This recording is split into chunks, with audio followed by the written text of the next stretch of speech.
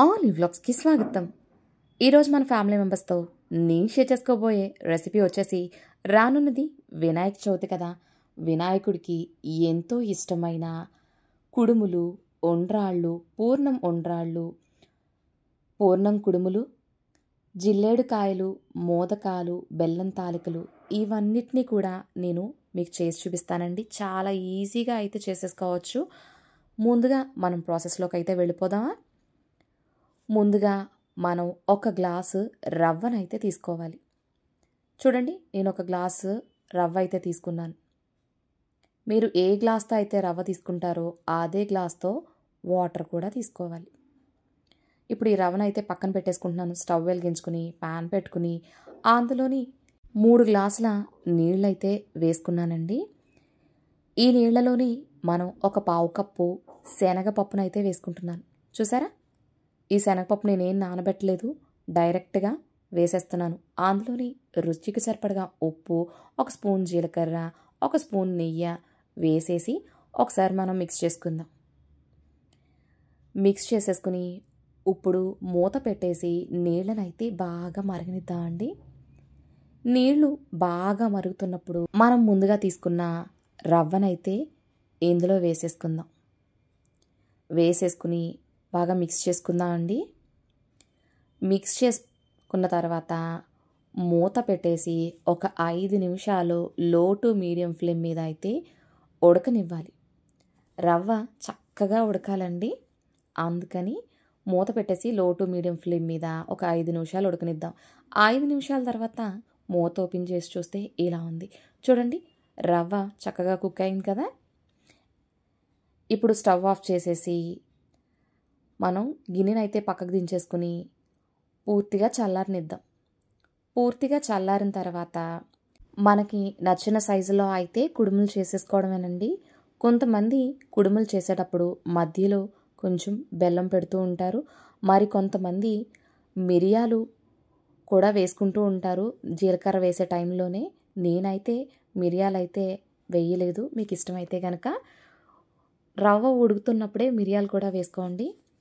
ఇలా నేను చూపిస్తున్న విధంగా కుడుములు అయితే తయారు చేసుకుని ఒక బౌల్లోకి అయితే తీసుకుంటున్నాను. చూడండి, నేను చూపిస్తున్నట్టే చేయండి. మీలో ఎవరైనా కొత్తగా వ్యూ చేస్తుంటే లైక్ చేయండి, షేర్ చేయండి, సబ్స్క్రైబ్ చేసుకోండి, పక్కనే ఉన్న బెల్ ఐకాన్ నొక్కండి. చూడండి, కుడుములు అయితే రెడీ అయిపోయినాయి కదా. ఇప్పుడు వీటిని మనం ఒక కుక్కర్లో అయితే పెట్టేసుకుంటున్నాను. అడుగున కొద్దిగా వాటర్ పోసుకుని కుడుములు తయారు చేసుకున్నాం కదా, ఆ గిన్నె అయితే పెట్టేసుకుని పైన ప్లేట్ వేసుకుని కుక్కర్ అయితే పెట్టేద్దాం. జస్ట్ 2 విజిల్స్ వస్తే సరిపోతుందండి. 2 విజిల్స్. చాలా సింపుల్గా అయితే కుడుములు అయితే అయిపోతారు. చాలా ఎక్కువ ప్రాసెస్ అనుకుంటారు కానీ కుడుములు చేయడం చాలా ఈజీ అండి. 2 విజిల్స్ వచ్చేసి ప్రెషర్ అంతా పోయిన తర్వాత మూత ఓపెన్ చేసి చూస్తే ఇలా ఉన్నాయి. కుడుములు అయితే చక్కగా కుక్ అయిపోయాయి. వీటిని ఆ విఘ్నాలన్నీ తీర్చే విఘ్ననాయకుడికి ప్రసాదంగా నివేదించడమేనండి. ఇప్పుడు స్టవ్ వెలిగించుకుని ప్యాన్ పెట్టుకుని అందులోని 1.5 కప్పు కొబ్బరి తురుము అయితే వేసుకుంటున్నాను. అందులోని ఒక 1/2 కప్పు బెల్లం తురుమును అయితే వేసుకుంటున్నాను. వీటన్నిటినీ కూడా బాగా మిక్స్ చేయండి. మనకి పూర్ణం ఉండ్రాళ్ళలోకి, పూర్ణం కుడుములకి, జిల్లేడు కాయలకి, మోదకాలకి మధ్యలో మనం ఈ కొబ్బరి తురుము పెట్టుకుంటాము. సో అందుకని చెప్పేసి మనం ముందుగా తయారు చేసి పెట్టుకుంటే మన పని మరింత సులువైపోతుంది. బెల్లం పూర్తిగా కరిగితే సరిపోతుందండి. బెల్లం పూర్తిగా కరిగిన తర్వాత అందులోని 1 స్పూను నెయ్యి, 2 టేబుల్ స్పూన్ల జీడిపప్పు, బాదం తురుముకుని అయితే వేసుకున్నాను. వీటన్నిటిని బాగా మిక్స్ చేసుకున్న తర్వాత ఒక 1/2 స్పూను యాలకుల పొడి కూడా నేను యాడ్ చేసుకుంటున్నాను. వేసుకుని మరొకసారి కలుపుకుని స్టవ్ ఆఫ్ చేసేసి పక్కకైతే దించేసుకుందాము. జస్ట్ మన కన్సిస్టెన్సీ మీకు తెలియాలి కాబట్టి మనం చేత్తో ఉండ చేస్తే ఉండ ఫామ్ అవ్వాలి. ఆ కన్సిస్టెన్సీ అయితే కరెక్ట్గా వచ్చినట్టండి. చూసారా, ఉండ చేస్తే ఉండ ఫామ్ అవుతుంది. ఈ కన్సిస్టెన్సీ వస్తే మన కొబ్బరి తురుము రెడీ అయిపోయినట్టే. ఇప్పుడు స్టవ్ ఆఫ్ చేసేసి దీన్ని ఒక బౌల్లోకి అయితే ట్రాన్స్ఫర్ చేసేసుకున్నాను. ఇప్పుడు దీన్ని పక్కన పెట్టేసుకుందాం. ఇప్పుడు ఒక కప్పు వరిపిండి అయితే తీసుకున్నాను. వరిపిండి మనం ఏ కప్పుతో తీసుకుంటున్నామో అదే కప్పుతో అయితే వాటర్ తీసుకోవాలి. ముందుగా స్టవ్ వెలిగించుకుని పాన్ పెట్టుకుని మనం ఏ కప్పుతో వరిపిండి తీసుకున్నామో అదే కప్పుతో ఒక కప్పు వాటర్, అందులోనే ఒక పావు స్పూను ఉప్పు, ఒక స్పూను షుగరు వేసేసి అందులోని ఒక స్పూను నెయ్యి కూడా వేసేసి వీటన్నిటిని ఒకసారి మిక్స్ చేసుకుందాము. మిక్స్ చేసుకుని నీళ్లు బాగా మరుగుతున్నప్పుడు మనం ముందుగా తీసుకున్న వరి పిండినైతే ఇందులో వేసేసుకుందాం. వేసిన వెంటనే స్టవ్ ఆఫ్ చేసేయండి. స్టవ్ ఆఫ్ చేసేసి పక్కకు దించేసుకుని అయితే కంటిన్యూస్గా 1-2 నిమిషాలు కలుపుతూ ఉండండి. చూడండి, నేనైతే స్టవ్ ఆఫ్ చేసేసాను. పక్కకు దించేసి ఒక 2 మినిట్స్ కంటిన్యూస్గా అయితే కలుపుకుంటున్నాను. ఇలా బాగా కలిపిన తర్వాత మూత పెట్టేసి ఒక 5 నిమిషాలు అలా వదిలేద్దాము. మన చేత్తో పట్టుకోగలిగే అంత వేడుంటే సరిపోతుంది. చూడండి, గోరువెచ్చగా ఉంది ఇప్పుడైతేని. మీకు ఇంకా వేడిగా ఉంది అనుకుంటే గనక మీరు చేతిని తడి చేసుకుని పిండినైతే కలుపుకోండి. మన చపాతీ పిండి ఏ విధంగా అయితే ఉంటుందో కన్సిస్టెన్సీ అదే విధంగా ఉంటుందండి. చూడండి, ఇలా ఉండ కింద ఫామ్ అయిపోవాలి. ఎక్కడ చేతికి అంటుకోకుండా ఉంది చూసారా? ఇలా అయిన తర్వాత అందులోంచి మనం చిన్న చిన్న ఉండల కింద అయితే చేసేసుకుందాం. నేను కొన్ని చిన్నవి కొన్ని పెద్దవి చేసుకుంటున్నాను. ఎందుకంటే మన జిల్లేడు కాయలకి కొంచెం పైన లేయర్ అన్నది ఎక్కువ కావాలి కాబట్టి కొంచెం పెద్ద సైజు ఉండలు, కొన్ని చిన్న సైజు ఉండలు అయితే తీసుకుంటున్నానండి. నేను తీసుకున్న కన్సిస్టెన్సీకి నాకైతే ఇక్కడ 15 ఉండలైతే అయినవి. చూసారా? పెద్దవి తీసుకున్నాను, కొన్ని చిన్నవి. మరీ అంత డిఫరెంట్ ఏం కాదండి, కొద్దిగా సైజు డిఫరెన్స్ ఉంది అంతే. ఇప్పుడు వీటిని పక్కన పెట్టేసుకుని ఒక అరటి ఆకుని కానీ లేదా నేను చూపిస్తున్న విధంగా ఒక కవర్ని కానీ తీసుకుని దాని మీద కొద్దిగా నెయ్యి అయితే అప్లై చేసేద్దాము. ముందుగా జిల్లేడుకాయలు అయితే చేసేసుకుందామండి. మనం నేతిని ఈవెన్గా అప్లై చేసేసిన తర్వాత మనం తీసుకున్న పిండి ముద్ద ఉంది కదా, ఆ పిండి ముద్దని నేను చూపిస్తున్న విధంగా ఈవెన్గా స్ప్రెడ్ చేసుకోండి. ముందుగా తీసుకున్న అరిటాకుకి కానీ కవర్కి కానీ లైట్గా నేతిని అప్లై చేసి పిండి ముద్దను తీసుకుని దాన్ని ఈవెన్గా స్ప్రెడ్ చేసుకోండి. మరీ పలచగా వద్దు, అలా అని మరీ మందంగా వద్దు. నేను చూపిస్తున్న విధంగా ఉంటే సరిపోతుంది. ఇప్పుడు అందులో మధ్యలో కొబ్బరి తురుమైతే పెట్టుకుని పైనుంచి అయితే నేను చూపిస్తున్న విధంగా అయితే క్లోజ్ చేసుకోండి. ఇంకా సింపుల్గా చెప్పాలంటే మనం గజ్జికాయలు ఎలా చేసుకుంటాము సేమ్ అదే ప్రాసెస్లో అయితే చేసుకుంటాము. బట్ ఇక్కడ గజ్జికాయల మౌల్డ్ అయితే యూజ్ చేసుకోం. చూడండి, నేను అయితే ఒక ప్లేట్ తీసుకుని పైనుంచి జస్ట్ అటు ఇటు కూడా కట్ అయ్యే విధంగా మనకి షేప్ అనేది రావాలి కదా, అందుకని చెప్పేసి ఆ షేప్ గురించి అయితే ఒక ప్లేట్ యూజ్ చేసి ఇలా అయితే చుట్టూ ఎడ్జెస్ని అయితే కట్ చేసుకుని వేస్టేజ్ని అంతా కూడా తీసేస్తున్నాను. చూడండి, మన జిల్లేడు కాయలు అయితే తయారైపోయింది. చూసారా? ఇదే విధంగా మనం మిగిలిన పిండితో కూడా చేసేసుకుందాం. నేను తీసుకున్నాను పిండికి 4 జిల్లేడుకాయలు అయితే అయినవి. ఒక్కొక్కటి 4 చొప్పున అయితే తీసుకుంటున్నానండి నేను. సో జిల్లేడుకాయలు ఇప్పుడు పక్కన పెట్టేసుకుందాం. ఇప్పుడు అదే కవర్కి కొద్దిగా నెయ్యి అప్లై చేసి మరొక ఉండ తీసుకుని దాన్ని కూడా ఈవెన్గా స్ప్రెడ్ చేసేసుకుందాము. స్ప్రెడ్ చేసేసుకుని మధ్యలో కొబ్బరి తురుమైతే పెట్టేసుకుందామండి. పెట్టేసుకుని ఎక్కడా గ్యాప్ అంటూ లేకుండా కవర్ చేసేద్దాం. ఇప్పుడు మనం చేస్తున్నది పూర్ణం కుడుములు. చూడండి, ఎక్స్ట్రా ఏదైనా పిండి ఉంటే తీసేసి 2 చేతుల మధ్యన పెట్టి మనం లడ్డు ఏ విధంగా చేస్తామో అదే విధంగా అయితే చేయండి. చూడండి, నేను చూపిస్తున్నట్టే చేయండి. చూసారా? ఇలా రౌండ్ షేప్లో రావాలి పూర్ణం కుడుములు. ఎక్కడైనా మనకి క్రాక్స్ వస్తున్నాయి అనుకుంటే కనుక లైట్గా నీళ్ళని అప్లై చేసి ఒకసారి నేను చూపిస్తున్న విధంగా సాఫ్ట్గా ఒక్కటి నిమిషం అంటే ఆ గీతలు ఏమి ఉండవు, రౌండ్గా అయితే వచ్చేస్తాయి. పైన మనం వరిపిండి యూజ్ చేస్తున్నాం కాబట్టి క్రాక్స్ రావడం సహజమే. బట్ మనం ఇందులో నెయ్యి వేసాం కాబట్టి పెద్దగా రావు. ఇదే విధంగా నేను తీసుకున్న 4 పిండి ముద్దలతోనూ పూర్ణం ఉండ్రాళ్ళు అయితే చేసుకుని పక్కన పెట్టేసుకున్నాను. ఇప్పుడు అదే కవర్కి మనం లైట్గా నేతిని అప్లై చేసి పిండి ముద్దను తీసి ఈవెన్గా అయితే స్ప్రెడ్ చేసేసుకుందాము. పేర్లు వేరైనా చేసే పదార్థం ఒకటేనండి. మనం పిండి లోపల పెట్టే స్టఫింగ్ అయితే ఒకటే కానీ పేర్లు మారుతూ ఉంటాయి. మ్యాక్సిమం వినాయకుడికి అన్నిట్లో కూడా వరిపిండి కామన్గా యూస్ చేస్తున్నాం. చూసారా, మనం చేసేవన్నీ కూడా ఒక 4 ఐటమ్స్ చేశాను నేను దీంతో అయితేనే. ఇప్పుడు చేస్తున్నది వచ్చేసి పూర్ణం కుడుములు. మనం సిలిండ్రికల్ షేప్లో అయితే దీన్ని ఫోల్డ్ చేసి అటు ఇటు ఎడ్జెస్ని క్లోజ్ చేసేసుకుని మధ్యలో ఉన్న కొబ్బరి తురుము బయటికి రాకుండా మనం క్లోజ్ చేసుకోవాలండి. చేతి మధ్యలో పెట్టి మనం సిలిండ్రికల్ షేప్లో అయితే తయారు చేసుకోవాలి, లేదా నేను చూపిస్తున్న విధంగా అయితే తయారు చేయండి. అటు ఇటు ఎడ్జెస్ని కవర్ చేసుకుంటూ మనం లోపల పెట్టిన కొబ్బరి తురుము బయటికి రాకుండా క్లోజ్ చేయాలి. పూర్ణం కుడుములు చేయడం చాలా ఈజీ అండి. మనం ఒక్కసారి ఈ 2 ప్రిపేర్ చేసుకున్నాం అంటే 4 రకాల ప్రసాదాలు అయితే ఈజీగా అయిపోతాయి. చూసారా, పూర్ణం కుడుము రెడీ అయిపోయింది. దీన్ని లైట్గా వేళ్లతో ప్రెస్ చేసామంటే మనకి గీతలు అనేవి ఫామ్ అవుతాయి. అంతేనండి. ఇదే విధంగా నేను తీసుకున్న కన్సిస్టెన్సీకి 4 పూర్ణం కుడుములు అయితే అయిపోయాయండి.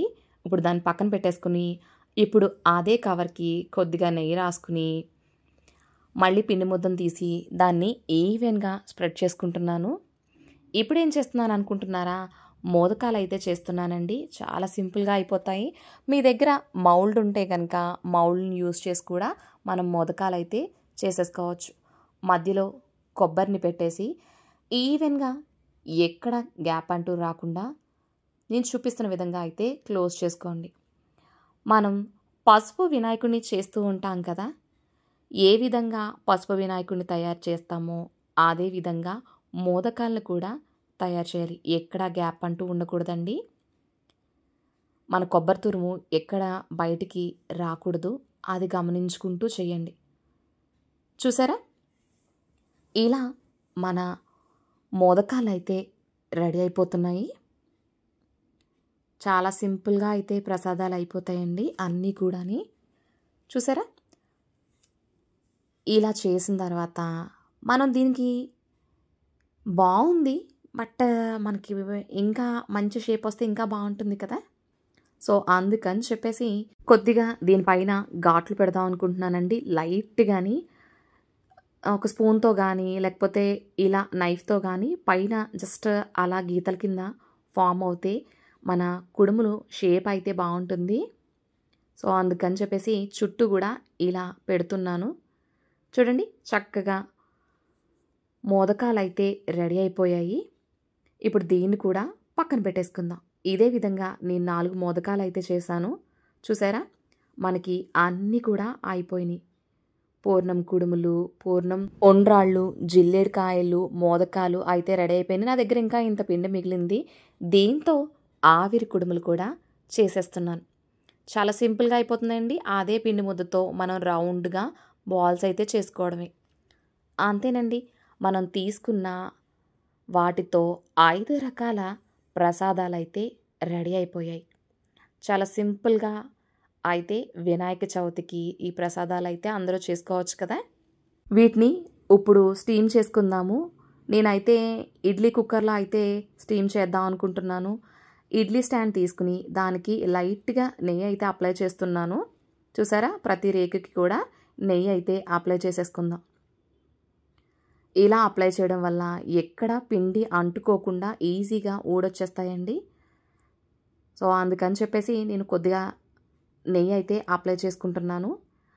ముందుగా మనం జిల్లేడుకాయలు అయితే పెట్టేసుకుందాం. జిల్లేడుకాయలు పెట్టేసుకుని పైన ఇంకొక స్టాండ్ పెట్టేసుకుని అందులో మిగిలినవన్నీ కూడా పెట్టేద్దాం అండి. వీటన్నిటినీ మనం చేయడానికి చాలా తక్కువ టైం పడుతుంది. నాకైతే ఒక అరగంట పెట్టింది 5 ప్రసాదాలు చేయడానికైతే. అరగంట టైంలో 5 ప్రసాదాలు ఈజీగా అయిపోతాయి. వీటన్నిటిని కూడా ఇప్పుడు ఇడ్లీ పాత్రలో అడుగున నీళ్లు పోసేసుకుని మనం తీసుకున్న వాటన్నిటిని పెట్టేసి స్టవ్ వెలిగించి స్టవ్ పైన దీన్ని పెట్టేసుకుని లో టు మీడియం ఫ్లేమ్ మీద ఒక 10 నిమిషాలు అయితే ఉడకనిద్దాం. 10 నిమిషాలండి. 10 నిమిషాలు ఉడికిన తర్వాత స్టవ్ ఆఫ్ చేసేసి చూపిస్తున్నాను మీకైతేనే ఆల్రెడీ ఉడికిపోయినాయి. సో ఇప్పుడు పూర్తిగా చల్లారిన తర్వాత చూపిస్తున్నానండి. చూసారా చక్కగా కుక్ అయిపోయినాయి అన్నీ కూడాని.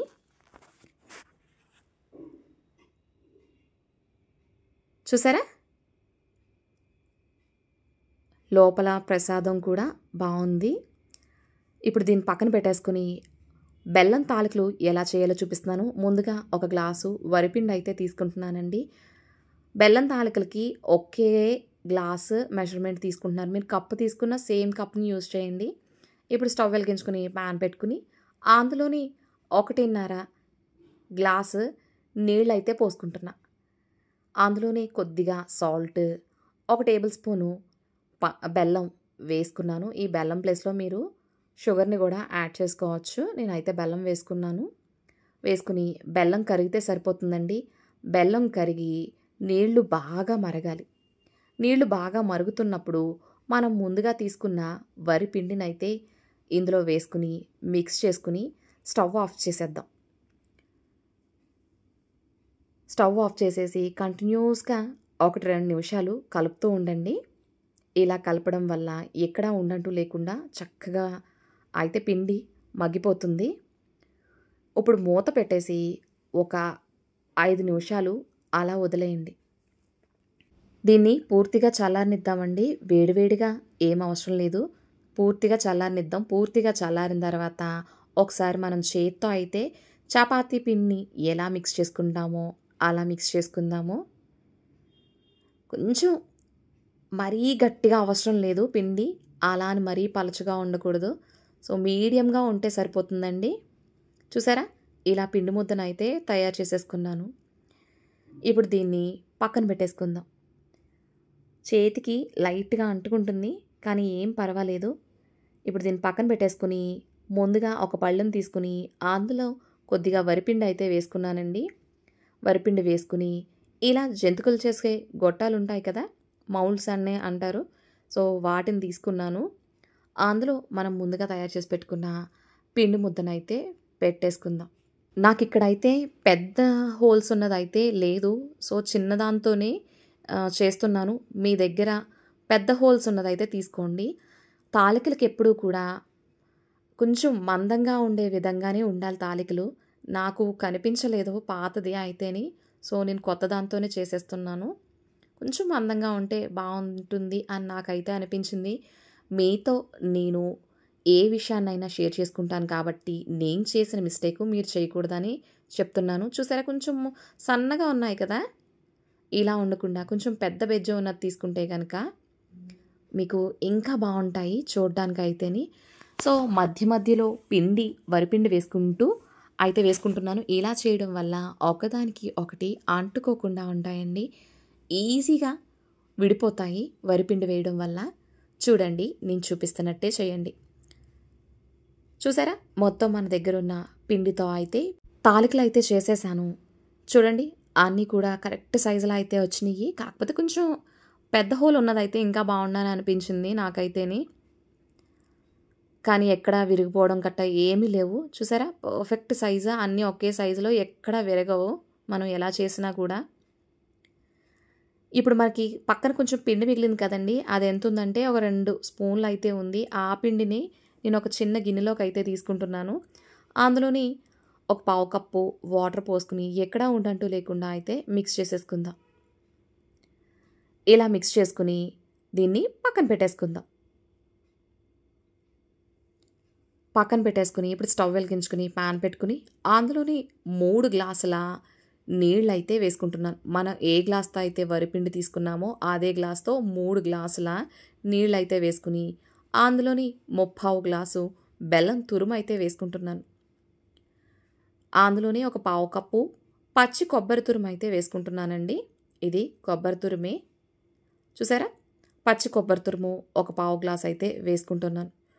వేసుకుని బాగా మిక్స్ చేసుకుని మూత పెట్టేసి ఈ నీళ్ళని బాగా మరగనివ్వండి.